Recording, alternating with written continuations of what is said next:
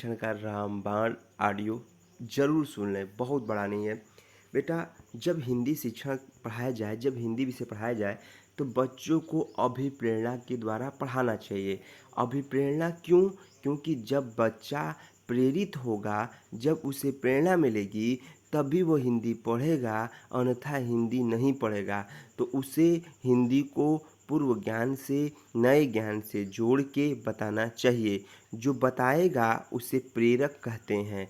जो भी उसे हिंदी बताएगा, या अध्यापक हो या परिवार हो, जो भी हो, वह उसका प्रेरक कहलाएगा।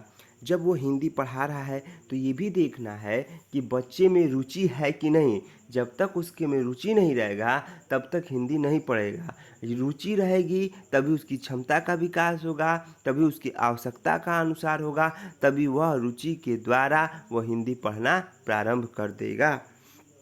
क्रियाशीलता पर कार्य कर कर उसे क्रिया करा के, जिसे हिंदी पढ़ा रहे हैं तो उससे कुछ चीज़ें या निबंध बोलवा के, या निबंध लिखवा के, या कविता बुलवा के उसे जब क्रिया कराएंगे तो वह धीरे धीरे वह हिंदी उसका अस्थायित्व रूप में, व्यवहार रूप में ग्रहण करता जाएगा। इसीलिए वह जो भी भाषा का ज्ञान ले रहा है उसे कार्यत जरूर कराना है, उसे बार बार उस पर कार्य जरूर कराना है, जिससे उसका ज्ञान अस्थायी रूप से प्राप्त हो जाए।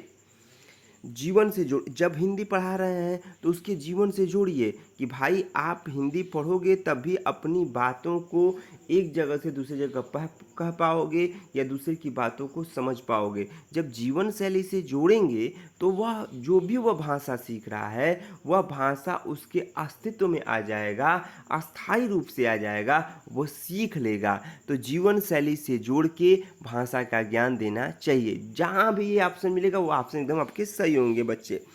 अब जब हिंदी सिखा रहे हैं तो आवृत्ति पे कार्य करके, बार बार आवृत्ति पे कार्य करके, बार बार उस पे क्रिया करके, बार बार प्रयास करके उसे उस भाषा का ज्ञान देना चाहिए, जिससे उसकी भाषा का क्या हो, अस्थायी रूप से आ जाए।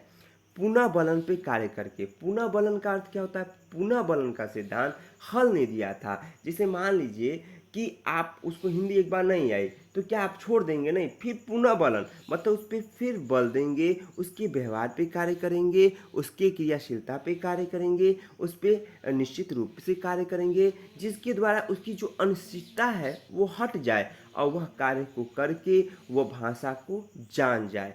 तो पुनः बलन पे विचार करके या पुनः बलन पे कार्य करके यह सही रहेगा। व्यक्तिगत विभिन्नता, ये भी ध्यान रखेंगे बेटा कि हम हर व्यक्ति की व्यक्तिगत विभिन्नता होती है। हमारी भाषा की कल्पना कुछ दूसरी है, आपकी भाषा की कल्पना दूसरी है। हर व्यक्ति की सोच, क्षमता, विकास, सिद्धांत सबका अलग है। तो जहाँ पे क्या है कि व्यक्तिगत विभिन्नता के द्वारा ज्ञान निरूपित होता है या ज्ञान अस्थायी होता है, यह ऑप्शन एकदम सही होगा। निश्चित दिशा में कार्य करना, भाई हमें चाहिए 95%, और हम कर रहे हैं मेहनत 66% के लिए। तो क्या यह मेरी दिशा सही है? नहीं। निश्चित दिशा में सरल रूप से, मूर्त रूप से हमें कार्य करना पड़ेगा, जिसके द्वारा हमारा ज्ञान अस्थायी रूप में प्रारंभ हो जाए। सहानुभूति, भाई सहानुभूति भी जो है, आप किसी पे सहानुभूति करेंगे तभी तो वो सीखेगा। आप उसका सहारा बनेंगे तभी तो वो दूसरे का सहारा बनेगा। जब तक उसको आप सहानुभूति रूप से, सहारिक रूप से कार्य नहीं करेंगे, तब तक वह व्यक्ति या वह बालक उस ज्ञान को नहीं जान पाएगा और ना ही वह ज्ञान को सीख पाएगा। तो हमें जब वह गलती कर रहा है, क को क नहीं बोल पा रहा है, ख को ख नहीं बोल पा रहा है, भाषा को नहीं बोल पा रहा, तो उसके कंधे पे हाथ दे के उसे समझाना चाहिए, सहानुभूति रूप से समझाना चाहिए कि बेटा तुम कर सकते हो, तुम्हारे में वो क्या है, क्षमता है। जहाँ ये ऑप्शन भी मिले वह आपका सही होगा। भाषा अर्जन, भाई अर्जन का मतलब कैसे अर्जन करें?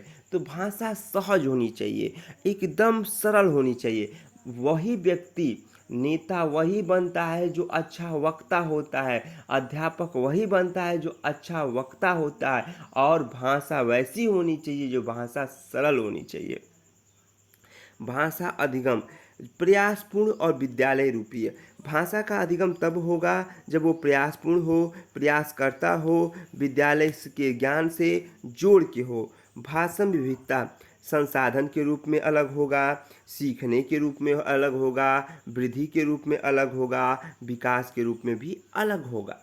जब भाषा बोले तो उसका अर्थ स्पष्ट होना चाहिए। जहाँ दिखे कि अर्थ स्पष्ट रूप से भाषा का सिखाना या भाषा का ज्ञान देना, यह भी ऑप्शन मेरे प्यारे भाइयों और बहनों सही होगा। तो अर्थ स्पष्ट के रूप से भाषा का ज्ञान देना, सामाजिक और सांस्कृतिक के दोनों सिद्धांतों से अंतः संबंध के द्वारा ज्ञान को देना। भाई हमारा समाज क्या कहता है, हमारी संस्कृति क्या कहती है, उसी भाषा का तो प्रयोग करेंगे। आप शादी ब्याह में गए हैं तो वहाँ डांस करते हैं, ये आपका सामाजिक संस्कृति होगा, ठीक है। लेकिन आप किसी के मैयत में जा रहे हैं तो वहाँ पे आप डांस नहीं कर सकते हैं, क्योंकि कि आपका सामाजिक और संस्कृति यह कहता है कि विचारधारा से अलग है। बालक को साहित्य भाषा का प्रयोग करा के या बालक को साहित्यिक नाटकों का प्रयोग कराकर उसे ज्ञान देना चाहिए, जिसके द्वारा वह भी ज्ञान उनका अस्थायी रूप से हो जाएगा। कौशल का प्रयोग करके बेटा, कौशल जो आपका आंतरिक रूप से बाह्य रूप से दोनों रूप से कार्य करता है, इसमें गणनात्मक आता है और आपका जो आता है बेटा अभिव्यक्तात्मक। ग्रहणात्मक का अर्थ होता है जहाँ पे वह ज्ञान को ग्रहण करता है। आप सुन रहे हैं और पढ़ रहे हैं तो ज्ञान को ग्रहण कर रहे हैं कि नहीं भैया। आप सुनोगे, किसी की बात को सुनोगे तो उसके ज्ञान को ले रहे हो, पढ़ रहे हो, याद कर रहे हो, ज्ञान को ले रहे हो। अभिव्यक्त, जब हम किसी को बोलते हैं, लिखते हैं तो ज्ञान को अभिव्यक्त करते हैं। तो यह सब चीज़ें अंतः संबंध होना चाहिए। सुनना, बोलना, लिखना, पढ़ना, सभी चीज़ें अंतः संबंध में कार्य करना चाहिए। अब बहुभाषी का प्रयोग करके बेटा, अब एक बच्चा है उसे कई भाषा का प्रयोग आता है, कई भाषा जानता है, तो वह बहुभाषिकता हो गया। एक अध्यापक है जो कई विषय सिखा दे सकता है तो बहुभाषी अध्यापक हो गया। क्योंकि जब एक ही व्यक्ति कई भाषा का प्रयोग करके, कई प्रक्रियाओं का प्रयोग करके, कई गठनों का प्रयोग करके पढ़ाता है या ज्ञान देता है या कई प्रकार की भाषा का प्रयोग करता है, वही बहुभाषिकता कहलाता है। तो आज के बालक में जो ज्ञान देना है वो बहुभाषिकता के रूप से प्रदान करना है।